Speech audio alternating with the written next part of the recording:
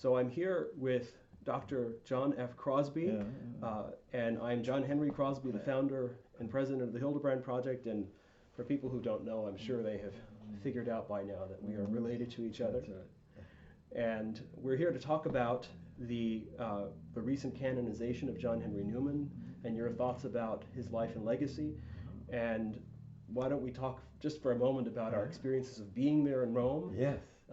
And the any particular impressions that the trip made on you? It was a wonderful time together. I was able to be there with my wife and 3 children, and I have a son named John Henry.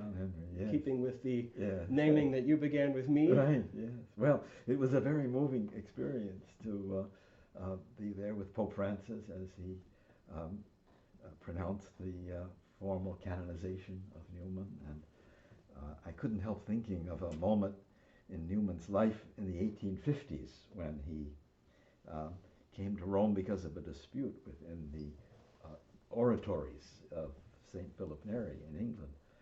And when Newman reached the outskirts of Rome, he took his shoes off. He wanted to enter as a penitent.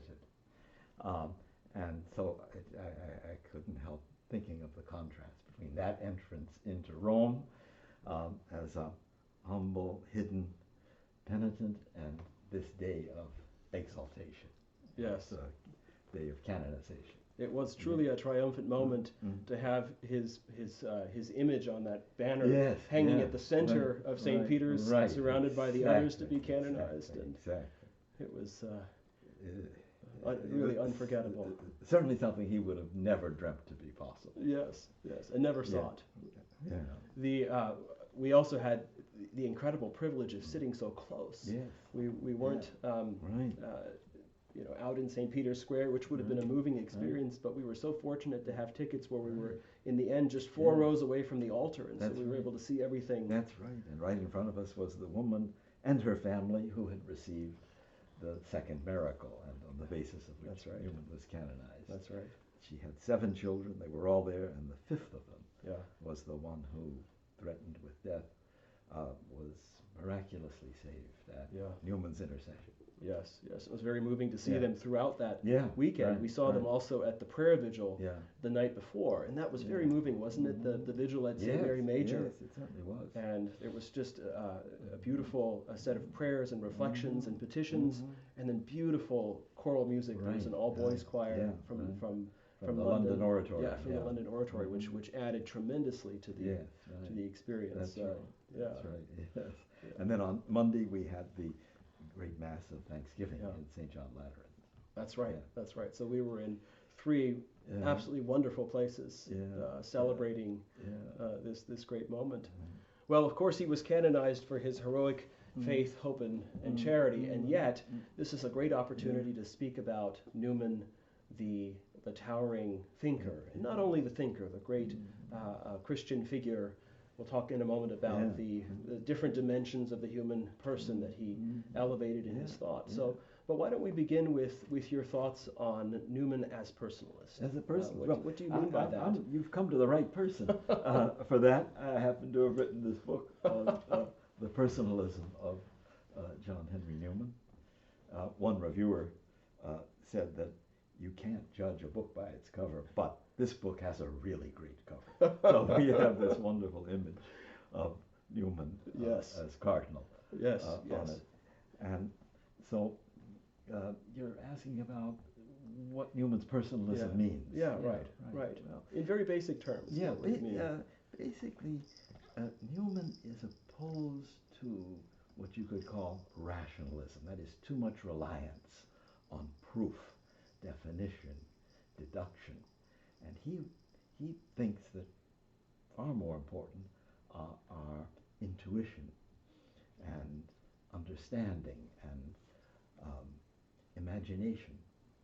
And so he's constantly showing that this rationality of proof is not the deepest achievement of human reason, but that human reason can, in conscience and through what he calls the religious imagination, go much deeper. And so that pushing back against formal rationality in favor of a deeper kind of reason. Mm-hmm. That's, I think, the signature of Newman's personalism.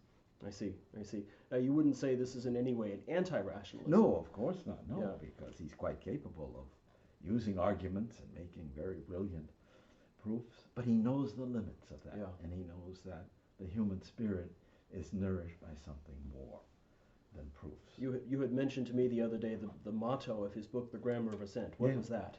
The Grammar of Assent has for its motto a line from St. Ambrose, it has not pleased God to redeem his people by means of logical reasoning.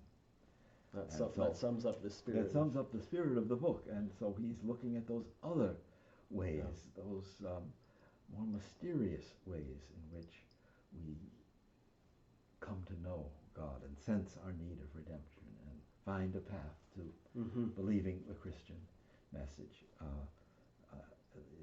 It involves a great deal more than,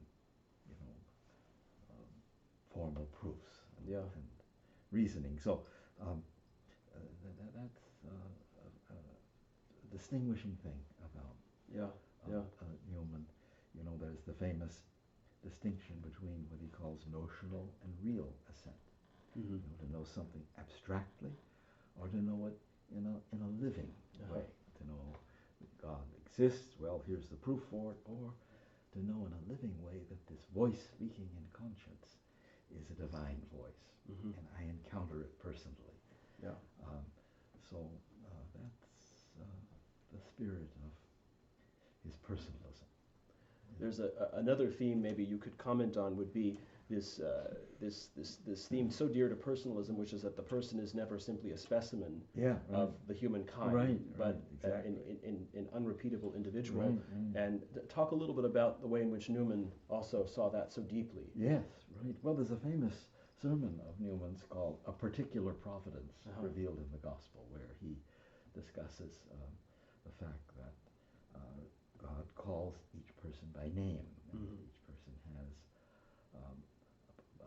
a personal vocation in life, a task assigned by God, and that nobody's just lost in the crowd, but that each with his or her own personal identity and vocation stands before God as if the only person, in a sense. So that's another aspect of his personalism. Yeah. So in a moment, I'd like to talk a little bit more about some of the other thinkers that you bring into conversation with Newman on this theme of personalism. But maybe first tell us a little bit about maybe some of the, in addition to what you've already said, some of the, maybe one particular respect in which Newman has deepened your understanding of the person, beyond what we've just talked about. Is there a kind of signature idea that you would say this derives from Newman or is uniquely? Yeah. Well, I think, the already mentioned idea of real assent, not just notional, that has been a deep source for me. And in fact, there's a line in Newman which I select as the motto of my book that expresses that passion for real assent. Please read that. Let me read that to you. He writes, I am far from denying the real force of the arguments in proof of a God, but these do not warm me or enlighten me. They do not take away the winter of my desolation, or make the buds unfold and the leaves grow within me, and my moral being rejoice. So that's all. That's Newman's aspiration for real assent. That's what nourishes the human spirit. And though the arguments for God have their use, they can't nourish like the real assent does. And so it's central to his personalism, and it's given me a great deal in my own philosophical work. Well, it seems to have played a great role in your thinking about pedagogy and education, not just notional knowledge, but real assent. Also in the moral life, the idea that we don't just follow commandments, but that we own them and live them fully and deeply. That's right, exactly. Yeah, that's all contained in that idea of going deeper than notional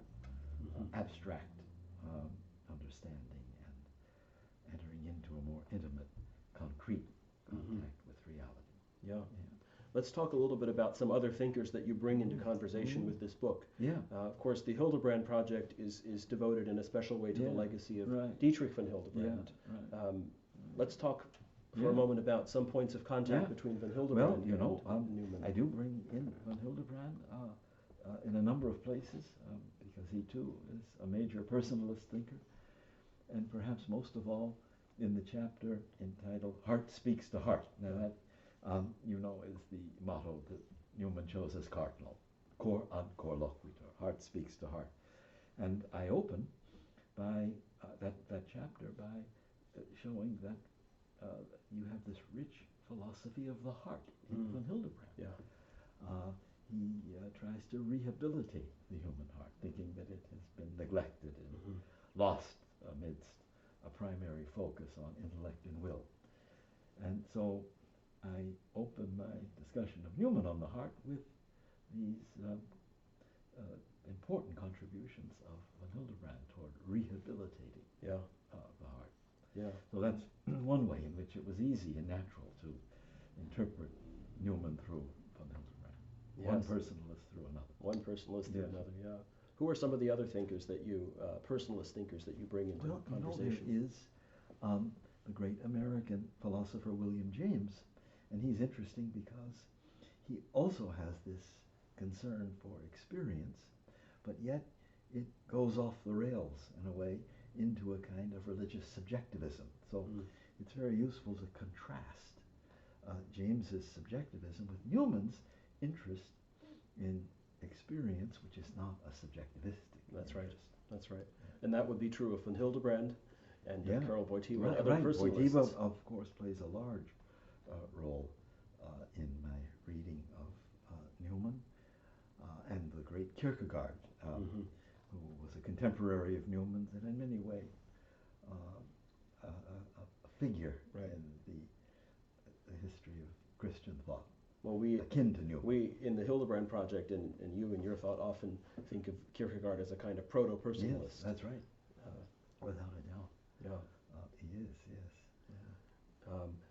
Let's talk. I know something that will interest our audience would be your thoughts on a theme in Newman that speaks particularly to us today, a contemporary need or sensitivity that we have in the moment we have in the church and the world.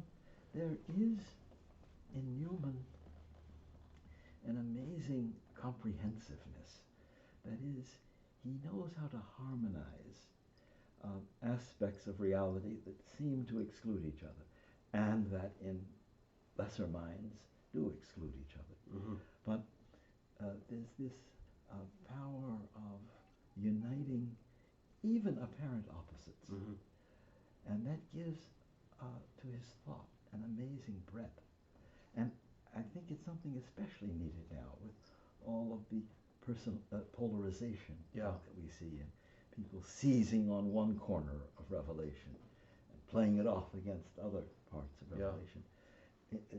Newman speaks to that need by his sense of the whole and his comprehensive breadth of mind. And there's a wonderful sentence that I quote here. Actually, I quote it a couple of times in the book because it's so significant. Newman says, "But one aspect of Revelation must not be allowed to exclude or obscure another. And Christianity is dogmatical, devotional, practical, all at once. It is esoteric and exoteric. It is indulgent and strict. It is light and dark. It is love and it is fear." So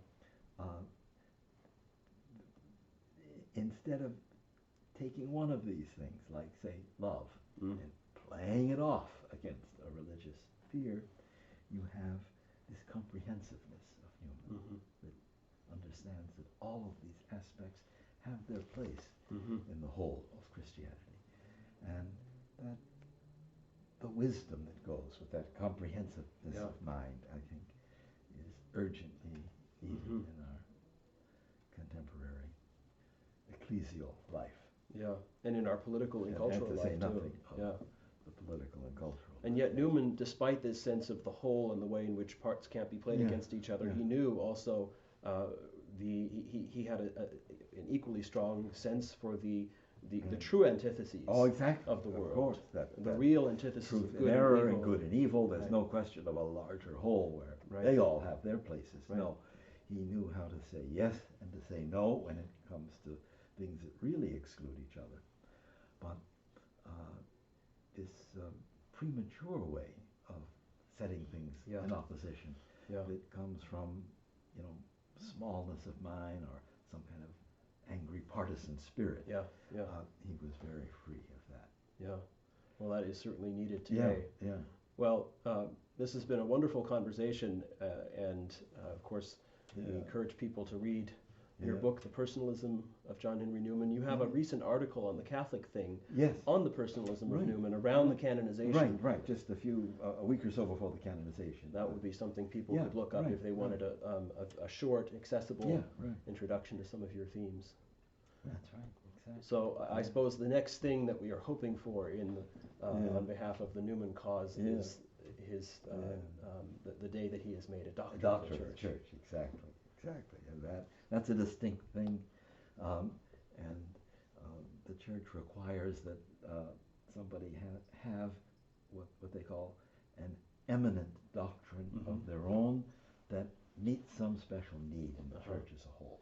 Right. But I don't think it will be difficult.